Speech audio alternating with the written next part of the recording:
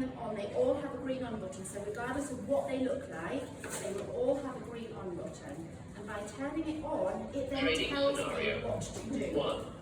Adult patient.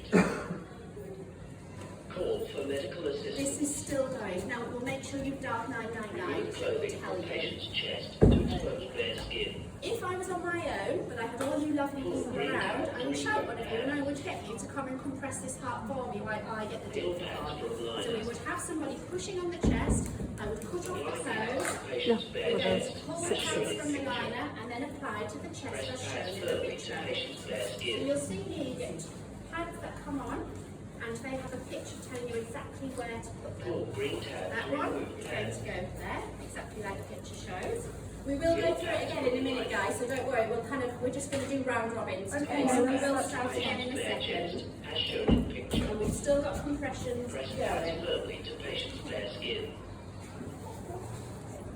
Okay, so we are compressing. And Pull green tab to remove pads. then, Assessing heart rhythm. Do not touch the patient. now when it checks if the heart is beating, it doesn't want us to be doing any compression, so it will tell you do not touch the patient. This is the only time we are not pushing the blood out of the heart. Okay? It's telling us to stand clear and it's telling us shock is advised.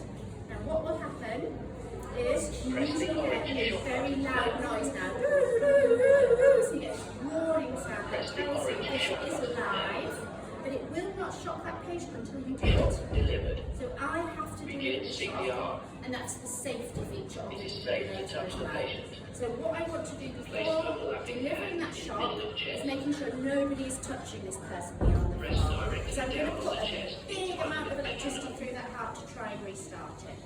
Once I've delivered that shock, I'm then going to go back into my chest compressions again. You hear the noise? That's how fast I push. So we push in time, it's called a metronome, Good compression. and it is that 100 to